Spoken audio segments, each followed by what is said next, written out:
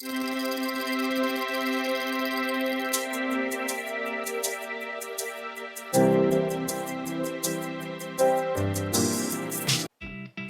es Sensor UABC, temporada 24, episodio 20. Quédate porque seguimos detectando el quehacer universitario. En esta ocasión decimos hacer algo diferente y darles poder a nuestra audiencia, porque ¿qué sería el Sensor sin su público? Es por ello que en nuestras redes sociales les dejamos una cajita donde puedan dejar sus preguntas o comentarios y en este episodio se las responderíamos. Pero si tú te perdiste esta dinámica, no te preocupes porque habrá muchísimas más en un futuro. Solamente que atentos a nuestras plataformas.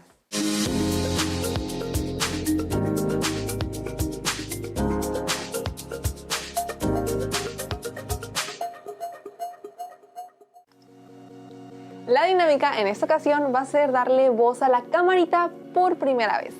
Y ella me leerá las preguntas y yo responderé con toda sinceridad. Así que te escucho, camarita. Caro AB17 pregunta: ¿cuál ha sido el peor momento que han pasado? Bueno, peor momento, no ha habido como tal uno. Tenemos dos ocasiones donde fue un poquito complicado la dinámica para realizar el trabajo. En una ocasión tuvimos que cubrir un evento y se habían acordado ciertas entrevistas, pero creo que el evento superó las expectativas y había mucha gente, todos se movían de aquí para allá, me acuerdo que esa vez vino el rector y todo, había mucho movimiento la verdad. A pesar de que llevamos con tiempo y todo y que se había acordado las entrevistas, ya al momento de la parte de hacer las entrevistas no pudimos hacer todas las que teníamos planeadas, las que ya habían pactado, para las que ya teníamos preguntas realizadas, por X o Y razón. Creo que eso nos metió un poquito de presión y al final sentíamos que no vamos a tener ninguna entrevista hecha, pero al final sí se concretó con una persona muy importante de esa vez. En otra ocasión, bueno, recientemente de hecho, tuvimos que ir a cubrir otro evento y por cuestiones de horario de nosotras, la camarita y yo, no pudimos hacer unas entrevistas que ya también se habían acordado, pues entre un ¿qué hacemos?, presión, estrés y todo, unos compañeros de Sensor nos cubrieron esa parte, nos hicieron el favor de hacer las entrevistas y nosotros nada más hicimos como la entrada para esas entrevistas y les dimos algunas preguntas que ya tenemos hechas. Creo que así como tal, alguna mala experiencia de no pudimos cubrir este evento porque cierta persona se puso de que no, ninguno, solamente cuestiones de, pues se les salieron de las manos algunas cosas, pero no, todo bien.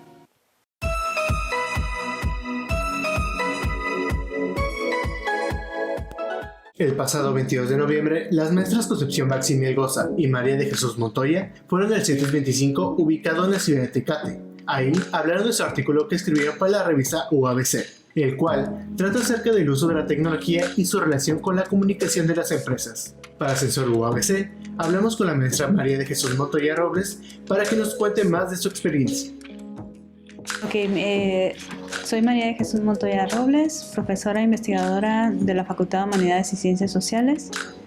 Y bueno, hicimos una visita a CETIS 25, es una preparatoria en la ciudad de Tecate, para dar a conocer nuestro artículo en la revista de la UABC sobre la comunicación productiva y el uso de tecnologías. Y bueno, la idea es que, recibimos, antes que nada, recibimos la invitación de la editorial UABC para hacer una promoción de las vocaciones científicas. Y bueno, en ese sentido, entre el artículo y lo que es la carrera de Ciencias de la Comunicación, tratamos de hacer una dinámica que nos permitiera dar a conocer qué es la comunicación productiva y qué hace un comunicólogo en ese sentido.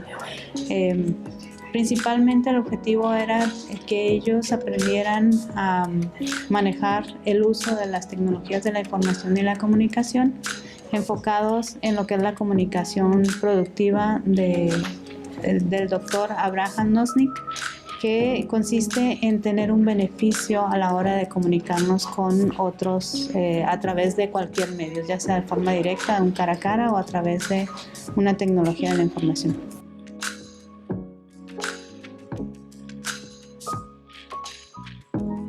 Sí, bueno, el sentido de la dinámica que se siguió desde lo que fue la creación del artículo es tratar de identificar cosas que los chicos hacen con las tecnologías de la información y la comunicación, TIC, ¿no? para poder, digamos que a través del artículo, de un artículo que se trabajó como divulgación científica, ellos pudieran comprender que todas esas dinámicas tienen un efecto, ¿no? Tienen un sentido y tienen un efecto. El artículo en sí está basado en cómo interactuamos las pequeñas y medianas empresas con los usuarios, con los clientes o posibles clientes, y cómo esa dinámica también nos lleva a un fenómeno de la comunicación productiva. Bienestar tanto para la microempresa como para sus clientes y usuarios que obtienen la información ya sea de algo en específico, ¿no? Un producto, ese talla-precio que luego se manejan algunos mensajes en ventas en línea, que también se debe estar trabajando de manera continua y permanente en lo que son las pequeñas y medianas empresas de Baja California, que es donde se aplicó la investigación principalmente, y esa fue la dinámica que seguimos con los chicos de la preparatoria, que ellos también se sintieran del lado del cliente, y después se hizo una dinámica para que ellos se sintieran del lado de la empresa.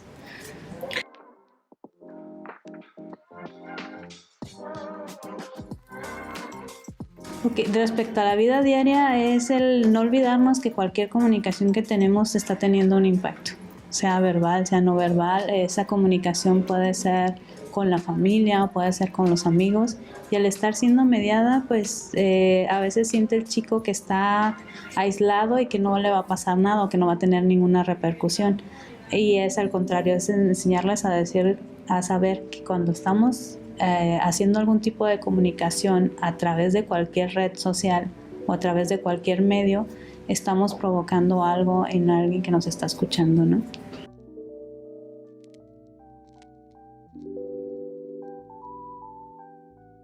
Lo voy a mostrar en la revista UABC, también se encuentra en línea, lo pueden googlear, y bueno, aquí está un número posterior al artículo que nosotros tenemos.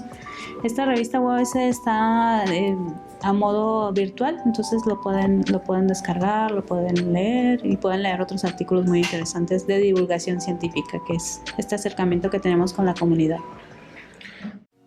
BIRP06 pregunta: ¿qué es lo más difícil al momento de grabar?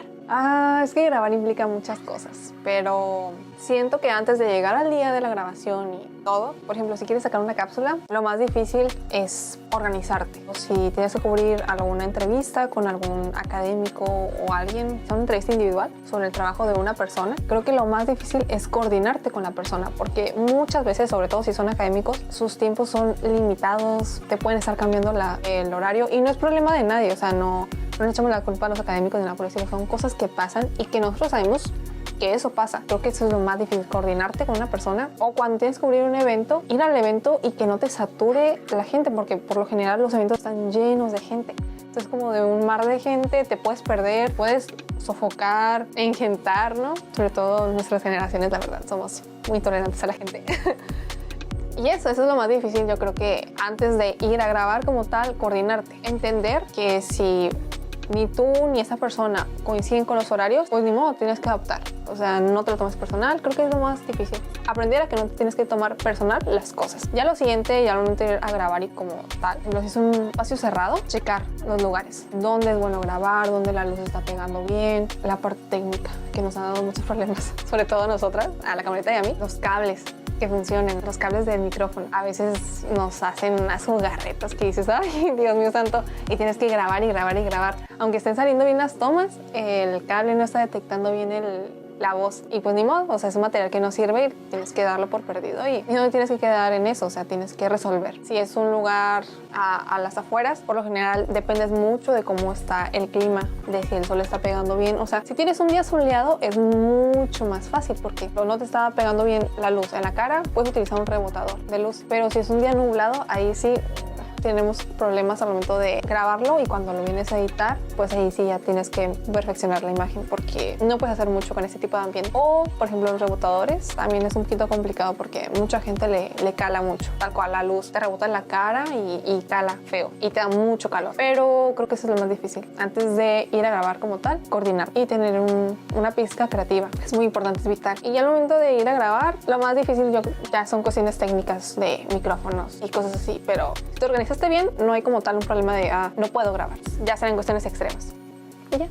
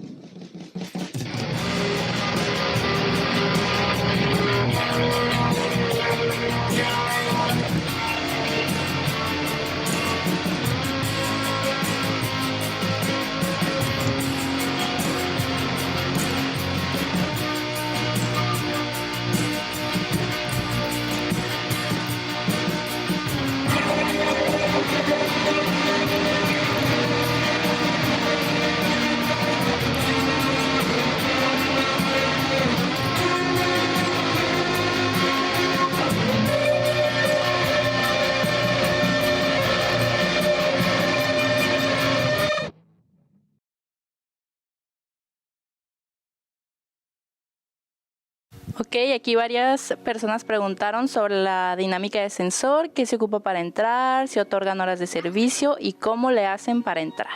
Pues sensor es toda una familia y esa familia va cambiando constantemente temporada a temporada. Y la dinámica que se maneja en sensor pues también va a depender de la temporada en la que te toque estar.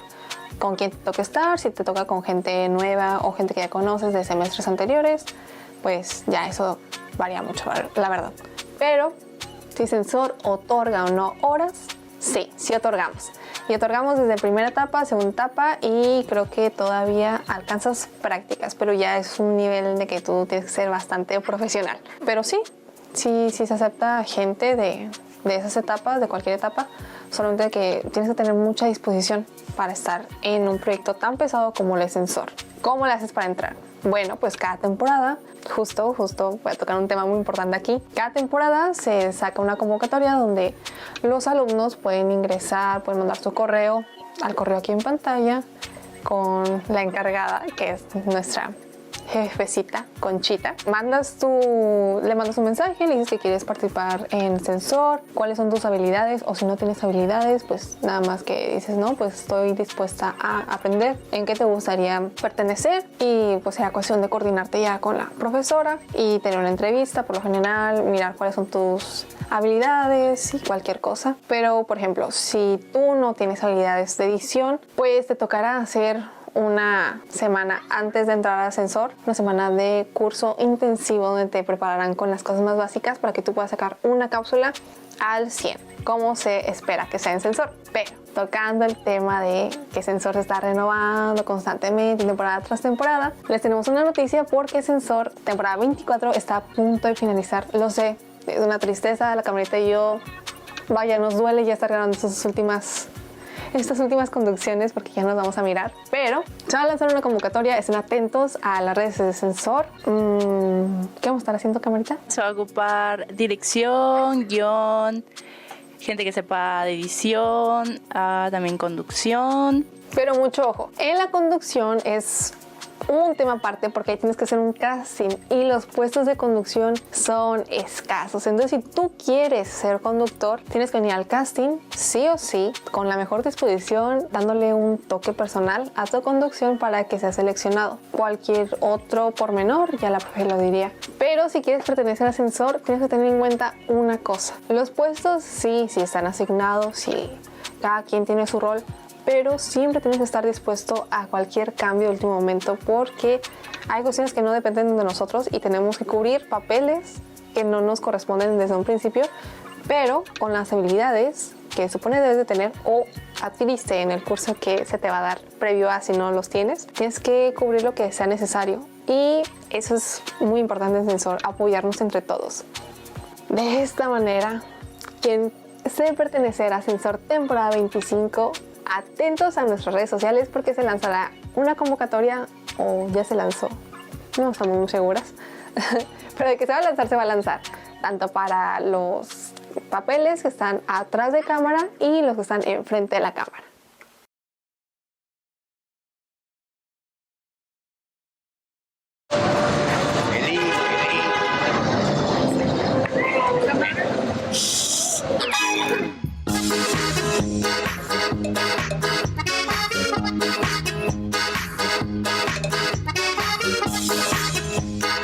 ¿Qué tal? Bienvenidos a la primera edición de Tirando Rol con Black Dog.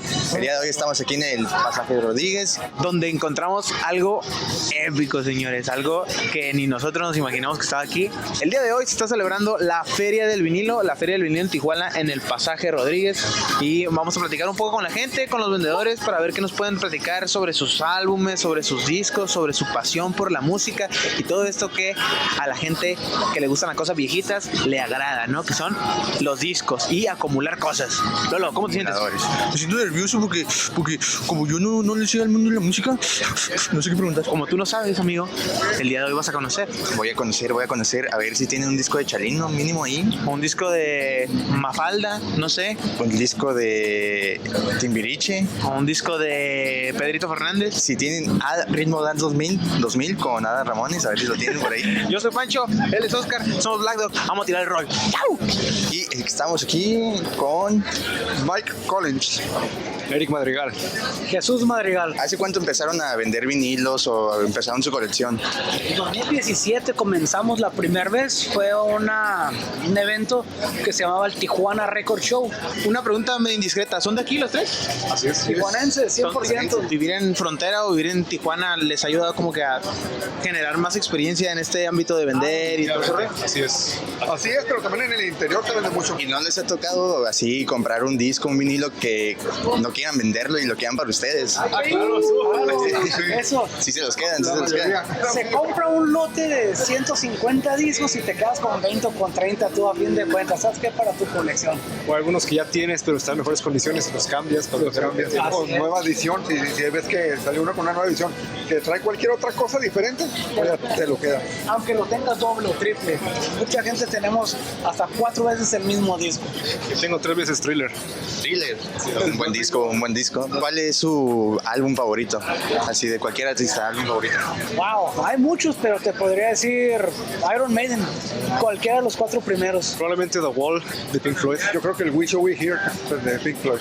¿Cuál es el tuyo? Y el mío es Timbiriche. No, no es cierto. Sí tiene Timbiriche. A ver. Ahí está. A ver. Mira.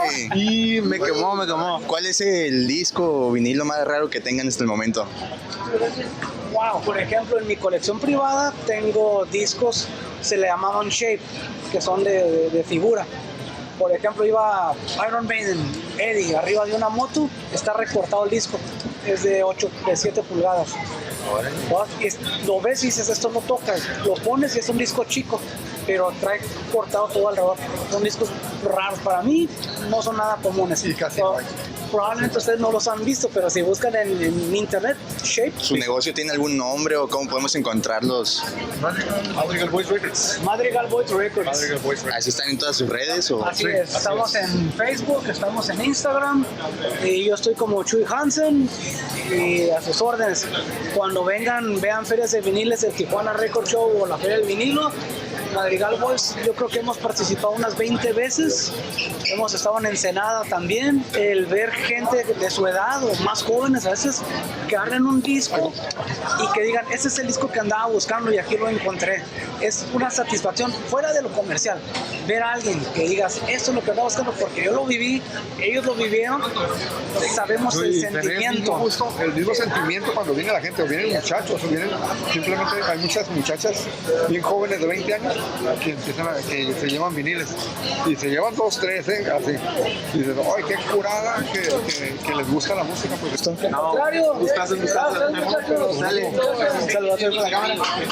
Aquí estamos con Miguel Mendoza y nos va a platicar un poco de todo lo que realiza aquí en la Feria del Vinilo. ¿Cuánto tiempo más o menos llevas con el coleccionismo en la venta de los vinilos? Los 14 años, de hecho esto es colección propia, lo que estoy haciendo para no volverme acumulador, cada evento saco a vender y pues con eso realmente compro más, de hecho ahorita he comprado más que de lo que es vendido, ¿no? Entonces siempre hemos seguido lo que es el formato físico, a diferencia del formato ahorita que es Spotify y todas esas cosas. ¿Cómo nació esa pasión por la música? Esa pasión, de hecho mi papá trabajaba aquí enseguida y se ponían los puestos así. El primer disco que compré fue el de Café Tacuba, que es el de Avalancha de Éxitos en el 96. De ahí empecé a coleccionar lo que es de una disquera Sla. De hecho, si ustedes van a observar ahorita, tengo el mismo disco casi 30 veces. O sea, me creció tanto la pasión de estar comprando discos que me volví un momento donde compraba tantos discos que ya no podía tener. Y ya me dijeron, ¿sabes qué? ¿O los discos o tú? ¿Sientes que al estar en frontera, los géneros o todos los discos o productos que llegan de Estados Unidos influyen mucho en nuestras personalidades o en lo que somos? Sí, influyen demasiado. De hecho, lo que es la Goodwill, que es una tienda que te coge cosas de Estados Unidos, manda mucho disco para acá.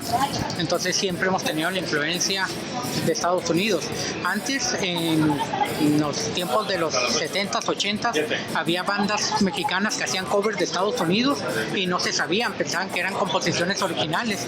Y aquí en Tijuana siempre supimos, no, esta canción es de Pink Floyd, de Led Zeppelin, es de diferentes, ¿no? Pues como el caso Panda, que ahí andaba medio plagiado. El caso Panda, pues es muy sonado. ¿Cuál es tu disco favorito de todos los tiempos? Mi disco favorito es el Puro Español. Está en la Lo tenemos aquí, ojo, lo tenemos aquí. ¿Cuál disco? Eran un montón, what? Este es mi disco favorito. La historia de este disco fue de que yo fui a Estados Unidos y había guardado $10 para comprarlo cuando salió. Cuando llego a la tienda que era Ritmo Latino, no me lo venden porque cobran tax. Entonces me faltaban 10 centavos de dólar. Entonces no me lo vendieron por 10 centavos de dólar, que eran como 50 centavos. Entonces agarré como un trauma, yo creo, con este disco, que cada que lo miro, lo compro. Lo he comprado tanto que ahorita el disco está caro porque no hay. De hecho hicieron un tiraje nomás de 1000 discos. Entonces yo llegué a tener 40 discos de esos 1000. Entonces ahorita si tú lo encuentras en eBay vale 40, 50 dólares porque un loco los ha acaparado todos. Último, ¿cuál es la experiencia más rara que has tenido al momento de coleccionar o al momento de vender discos? Algo que tú digas, ok, esto me pasó y es muy raro. Y lo más raro fue el primer evento donde estuvimos. Yo coleccionaba mucho los vinilos de Tintán. Okay. Entonces estábamos vendiendo y llegó una pareja ya de señores adultos. Al ver el disco, la señora se agarró llorando.